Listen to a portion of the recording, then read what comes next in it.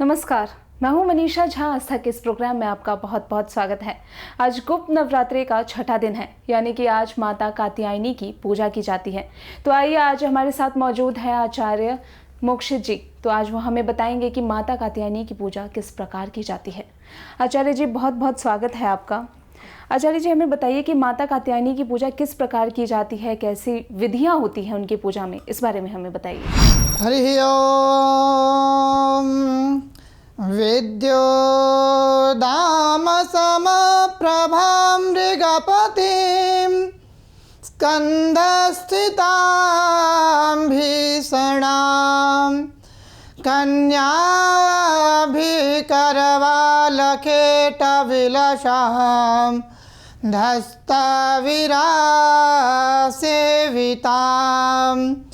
हस्तैश्चक्रगदासिकेटविशिखां चापं गुणं तर्जनीं बिभ्राणामननात्मिकां शशिधरां दुर्गां त्रिनेत्रां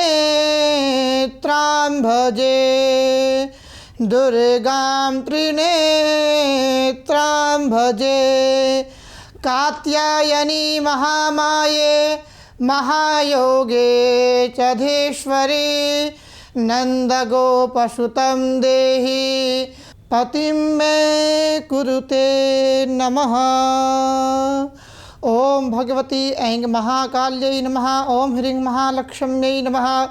ओम क्लीं महासरस्वत्यै नमः। जैसा कि आपने प्रश्न पूछा कि माँ कात्यायनी की पूजा हम किस प्रकार से करें, क्या उनको हम भोग लगाएं और कैसा वस्त्र धारण करें। नवरात्र के छठे दिन षष्ठम कात्यायनीति च, यानी कि नवरात्र के छठे दिन माँ कात्यायनी की पूजा की जाती है। गुप्त नवरात्रि में जो सामान्य लोग जो पूजा करते हैं वो माँ कात्यायनी की पूजा करें आज के दिन, और जो तांत्रिक साधक लोग हैं वो आज के दिन भगवती त्रिपुर सुंदरी की आराधना करें। त्रिपुर सुंदरी की अगर आप आज के दिन आराधना करते हैं तो आपको अन्य नवरात्रि के उसके अनुसार आपको आज के दिन साधना करने से ज़्यादा फल की प्राप्ति होगी। तो आइए जानते हैं माँ कात्यायनी कौन है। कात्यायन ऋषि की संतान है माँ कात्यायनी, और ये उन्हीं के गोत्र की हैं। माँ कात्यायनी की पूजा विशेषतः जिन कुंवारी कन्याओं का विवाह नहीं हो पा रहा है, या आपके विवाह में बहुत प्रकार की दिक्कतें आती हैं, क्योंकि बहुत बार हमें ऐसा सुनने को मिलता है कि बहुत सारे लोग मेरे से कहते हैं कि गुरुजी हमारा सब कुछ बात बन गया था, लेकिन अंत समय में जाकर के सब कुछ खराब हो गया। ऐसे लोग आज के दिन माँ कात्यायनी की जरूर आराधना करें। कुमारी कन्याओं के लिए माँ कात्यायनी की पूजा विशेष रूप से बताई गई है। आप आज के दिन प्रातःकालीन उठ करके आप आज के दिन संध्योपासन करने के तत्पश्चात आप माँ भगवती की षोडशोपचार से पूजन करें। आप उस दिन स्वयं लाल रंग के वस्त्र धारण करें और उस दिन माँ को भी लाल रंग के वस्त्र अर्पण करें। माँ को उस दिन भोग में लाल रंग की मिठाइयाँ अर्पण करें, अनार अर्पण करें, तो माँ उससे अपने भक्तों के ऊपर जल्दी प्रसन्न हो जाती हैं। आप उस दिन माँ भगवती का पूजन करने के तत्पश्चात जिन कन्याओं को विवाह में दिक्कतें आ रही हैं उनके लिए मैं एक छोटा सा मंत्र बता रहा हूँ। आप उस मंत्र को लिखें और आप मेरा विश्वास रखें और माँ भगवती का विश्वास रख करके आप उस मंत्र का जाप करें। आप निश्चित रूप से आप देखिएगा 41 दिन के अंदर आपका विवाह शीघ्रातिशीघ्र संपन्न हो जाएगा। आप मेरा विश्वास रखें, अगर आप मेरे इस बताए हुए मंत्र का अगर आप जाप स्वयं करते हैं तो 41 दिन के अंदर आपका विवाह शीघ्रातिशीघ्र संपन्न हो जाएगा। अगर आप इसका स्तोत्र का पाठ, इस मंत्र का जाप अगर आप स्वयं कर सकते हैं तो भी उत्तम है, अन्यथा आप किसी वैदिक ब्राह्मणों से इसकी 7 दिन का अनुष्ठान होता है और उसमें सपाद लक्ष्य यानी कि 1.25 लाख इस मंत्र का जाप होता है। अगर आप भी इस मंत्र का जाप ब्राह्मणों से करवाते हैं 1.25 लाख, तो निश्चित रूप से आपका विवाह शीघ्रातिशीघ्र संपन्न हो जाएगा।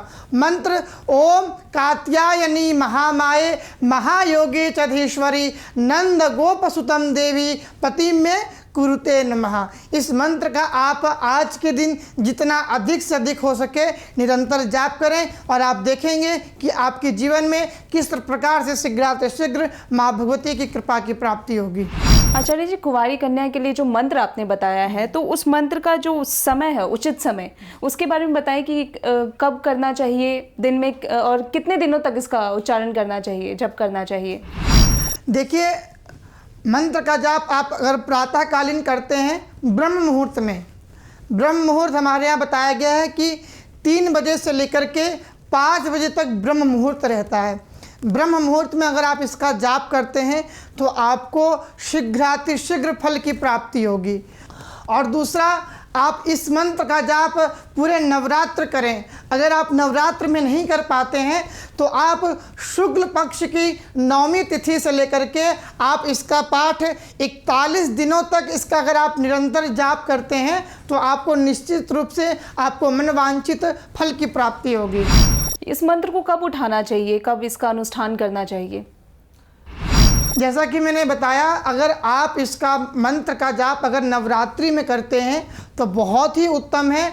अन्यथा अगर आप किसी और दिन कर रहे हैं तो शुक्ल पक्ष के 9वीं तिथि से आप इस मंत्र का आप प्रारंभ करें और जब तक 41 दिनों तक आप इसका निरंतर जाप करें। आचार्य जी, इस व्रत को केवल कुंवारी कन्या ही कर सकती है, विवाहित स्त्रियां भी कर सकती हैं, और किस कामना के साथ वो कर सकती हैं? ऐसा कहीं नहीं लिखा है कि इस व्रत को सिर्फ कुंवारी कन्या ही कर सकती हैं। इस व्रत को कोई भी स्त्री या कोई भी कन्या कर सकती है। आपके अंदर कोई भी मनोकामना हो, विशेष रूप से अगर आपको अपने पति की दीर्घ आयु चाहिए, जो शादीशुदा स्त्रियां हैं उनको विशेष रूप से अगर आपके अंदर मन की कामना के लिए आप विशेष रूप से अगर आप पति देव की दीर्घ आयु चाहते हो या उनके व्यापार क्षेत्र में हानि हो रही हो या किसी भी प्रकार की दिक्कतें आ रही हो तो आप आज के दिन माँ भगवती की ज़रूर आराधना करें। यह स्त्रियों के लिए। और जो कुमारी कन्याएं हैं वो आज के दिन अपने पति की इच्छा के लिए सुयोग्य पति वर की प्राप्ति हो, इसके लिए आप आज के दिन माँ की आराधना करें। माता का प्रिय नैवेद्य क्या है, क्या भोग लगाना चाहिए आज के दिन उन्हें? जैसे कि मैंने पूर्व में भी बताया कि आप माँ को कुछ भी अर्पण करें, क्योंकि आप मन से चाहें तो माँ को आप कुछ भी अर्पण कर सकते हैं। लेकिन कुछ ऐसे नैवेद्य भी होते हैं जो कि माँ को अति प्रिय होते हैं। अगर आप वो नैवेद्य माँ को अर्पण करते हैं तो निश्चित रूप से आप माँ भगवती की अनंत कृपा की आपके जीवन में प्राप्ति होगी और माँ भगवती आपके ऊपर शीघ्र प्रसन्न होंगी। आप उस दिन दूध की खीर बना करके और उसमें केसर डाल करके आप उस दिन माँ भगवती को अर्पण करें। केसर आप थोड़ा अद्वितीय रूप में उसमें डालें जिससे कि उसका रंग पीला हो जाए और माँ भगवती को आप वो अर्पण करें। इससे माँ भगवती आपके ऊपर शीघ्र प्रसन्न होंगी और आपकी समस्त विघ्न व्याधियों को दूर करते हुए आपकी समस्त इच्छाओं को पूर्ण करेंगी। बहुत बहुत शुक्रिया आचार्य जी हमारे साथ जुड़ने के लिए। तो आस्था के इस प्रोग्राम में फिलहाल के लिए इतना ही। आस्था से जुड़ी और भी तमाम जानकारियों के लिए बने रहिए APN न्यूज़ के साथ।